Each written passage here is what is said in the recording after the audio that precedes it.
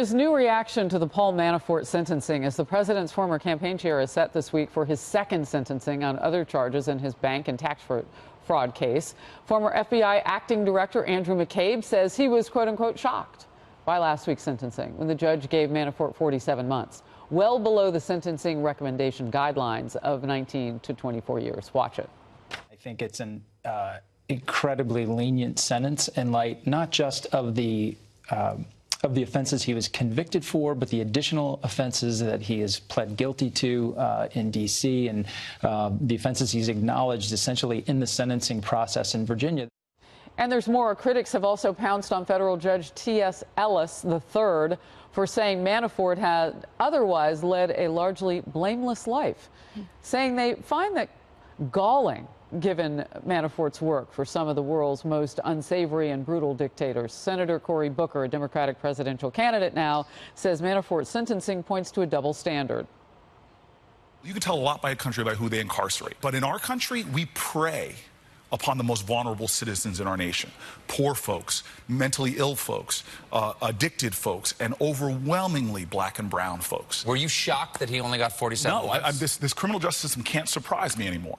Critics are also making comparisons to the case of Crystal Mason as proof of disparities in the U.S. legal system. She's African-American from Texas, who was sentenced in state court last year to 5 years in prison for voting illegally in 2016. Kennedy? No, and her case and Paul Manafort's case have nothing to do with each other, so we have to stop with those false equivalencies because there's no merit there. She shouldn't be in prison for 5 years for illegally voting. That's ridiculous, and that's a misuse of the criminal justice system. Having said that, Andrew McCabe needs to go back and re-examine his professional life because the FBI shouldn't have had to have relied on special counsel to investigate Paul Manafort if what he was doing was so egregious. If he was such a bad person that he deserves to spend 25 years in prison, then that is a failure of federal law enforcement. So why is that, by the way, Emily?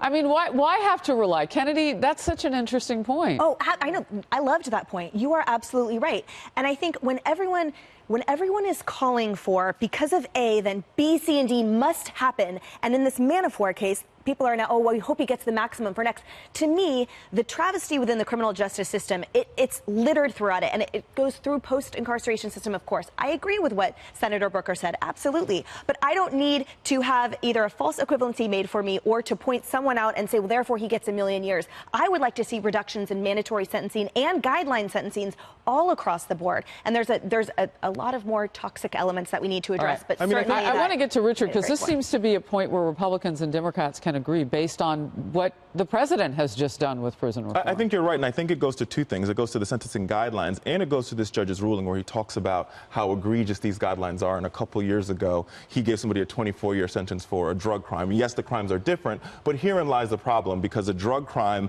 because you were caught with crack cocaine, because you happened to do crack cocaine, is a quote-unquote victimless crime, but yet you get 20 years in jail, and somebody who commits bank fraud gets 4 years in jail. We have to relook at this entire criminal justice system and say sentencing guidelines are problematic because it takes away a judge's ability to say, ma'am, clearly you've done everything right, and you're trying to make reforms, and so putting you in jail for 20 years because if you use drugs when you really need to get some help is problematic. I come back to what Kennedy says, though, because if you're doing your job and there's somebody who has had the kind of past that Paul Manafort has, and you didn't start and get to the point where you needed to legally, and it's not even-handed, then the problem doesn't really lie with what the sentencing guidelines, But Harris, that's the same problem, right? Because Paul Manafort has been committing crimes for decades and not been caught, and somebody who, a young kid who dealt drugs for the first time goes to jail right away for 10 years. This is also part of a broken criminal justice system. The president's supporters would say that because they were looking for something. But he's been a criminal for decades. There's no question about that. All right, we'll move on.